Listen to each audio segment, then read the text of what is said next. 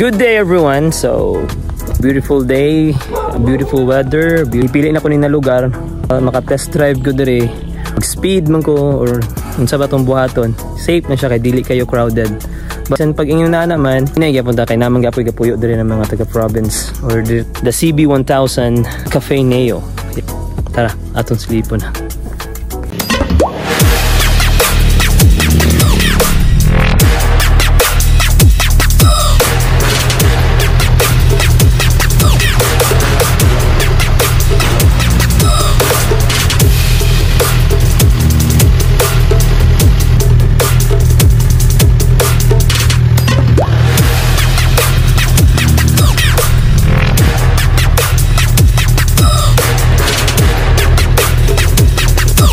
What's up mga bros? Good day sa inyo, no? Ay, special today kay patistingan na ito ang CB1000R. So this is a 1000cc bike, pero sa papel niya 998cc na naa siya ay 144 horsepower. So this is the Cafe Neo, no? So tanawa po yung looks o guwapo di kayo. So diri niya ayang headlight, sa headlight tayo LED na na, pati high and low na siya parang daylight running time na naka round. Tapos ang signal light niya LED na po, signal light, LED, tail light and brake light. This is LED lights.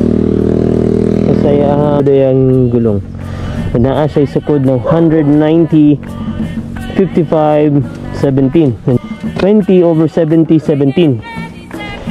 So dual disc brake na siya. Yeah. Na siya ibutan na auxiliary lights. Dalawa yung upuan, relax. Siguro sa mga angkas dili lang kayo lovable sa mga angkas. So dito nagpili og atong vlog kahilom ang lugar. Then magtesta sa CB1000, safety diri, wala tayo madisturbo kayo. So sometimes na namin mga taga province na magagi-agi, so slow down lang punta. Hindi na ko nagipili kay winding road man good. Yun na ako na naa siya 144 horsepower. This is enough for me, ha. Kay di naman gini mo magamit ang 180 plus horsepower, 200 plus horsepower. No, di naman na magamit. Pero kani 1000cc siya and 144 horsepower, that's good na kayo. Makompensate na yun na yung gusto ka na makulba-kulbaan. So sa seat height, try na to siya, no? Inaupo. Yep.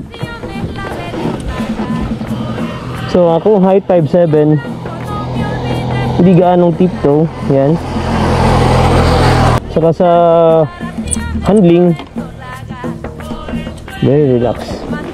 Sa long ride, daily driven, kaning CB1000 enough nagigaya na siya sa mga. I-ride na natin, buksan na natin ang engine. Yan, CB1000R, let's go. So ako gamitin na ko karon is sports mode. Kaya syempre hilig mo to sports and I like aggressive. Tara, hindi na magdugay.